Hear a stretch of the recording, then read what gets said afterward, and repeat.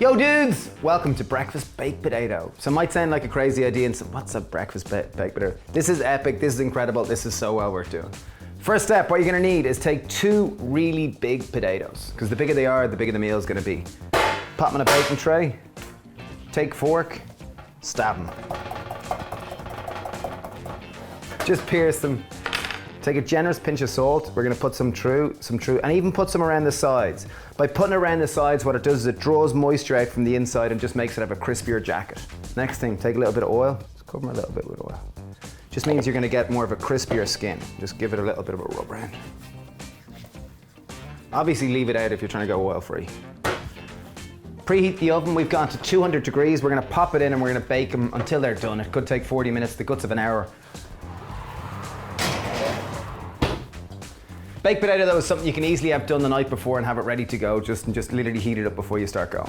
Okay, let's get a pan, put it in high heat. I've put 1 tablespoon of oil into it. So wait until the pan's hot. The pan's hot, I've taken 2 medium-sized white onions or red onions.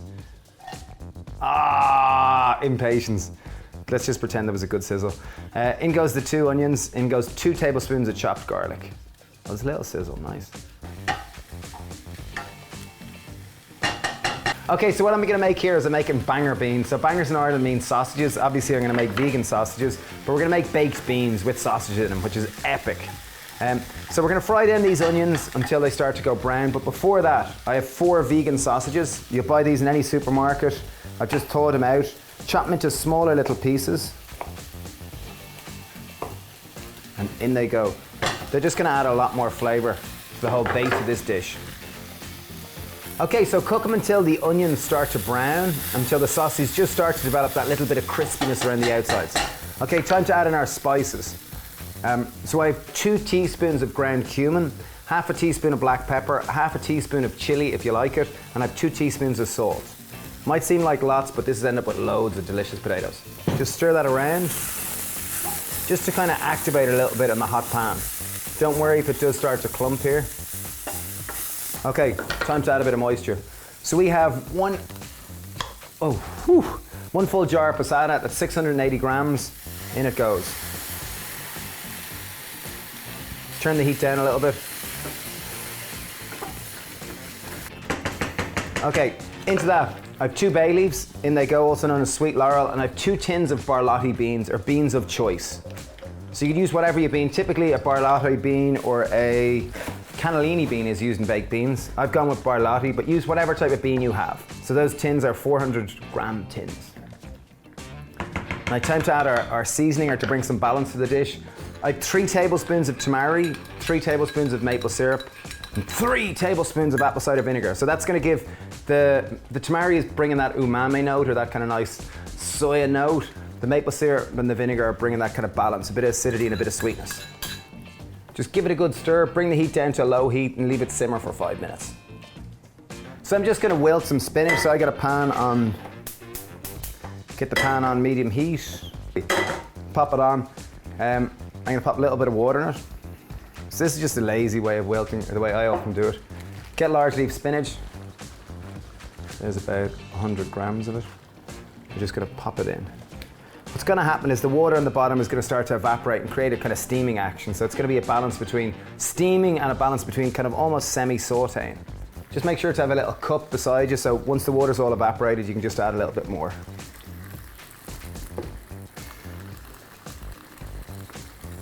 Okay, beans are done. They're already cooked, they're hot, they're delicious, they taste like genuinely, they are just like a bang of flavor that's gonna complement the potatoes incredibly. Greens, I'm gonna turn off the heat, because essentially there's a residual heat there they're gonna continue to cook in. I'm gonna just pop them in a bowl.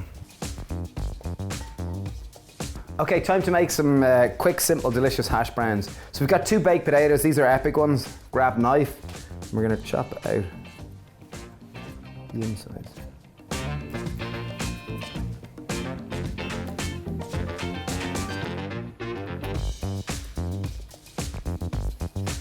Take your spoon. If you're heat sensitive, just be careful. So we're gonna pop all the potato that we take out into the bowl there.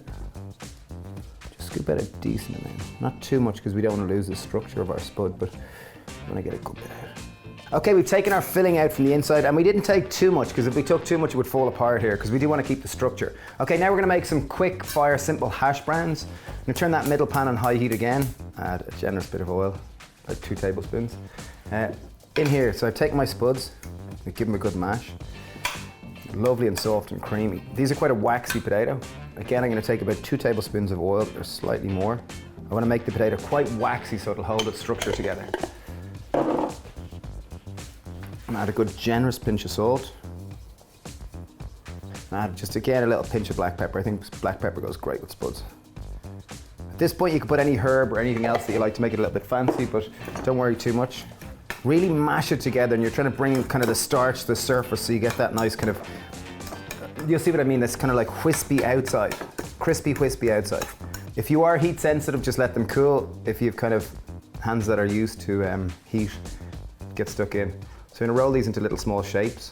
Generally hash browns are quite a symmetrical shape, so I'm going to start getting them there. The pan's getting nice and hot.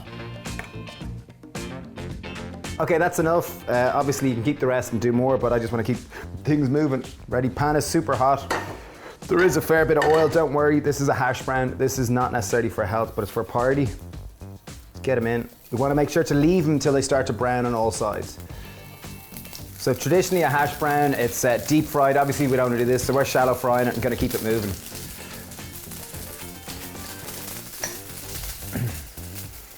Okay, little hash browns are cute, looking good. They'll have brown. Just make sure both sides are nice and crispy, because as it's not called a hash white, it's called a hash brown. So obviously make sure both sides are nice and brown. So I put the greens there in a little ramekin just so they're separate. Okay, time to plate these little lads up, these beautiful fellas. Let's take our beans, our sausage beans. We call them banger beans. And there we go.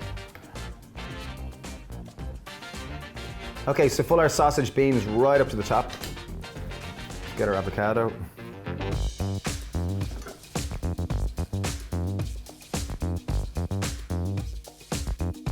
Grab a little bit of avocado. I cubed it just in its skin.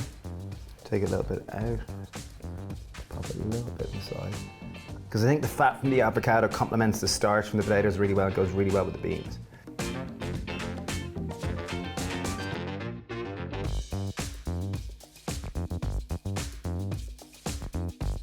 Okay, here we go, the moment of truth. This is epic, this smells fabulous, and I'm salivating just even thinking about it. Pop on the plate, grab a knife just to show you this. 3, 2, 1. Oh, look at that. How epic is that? Here we go. Like, it's such a cool concept, a little bit of hash brown. There, totally indulgent.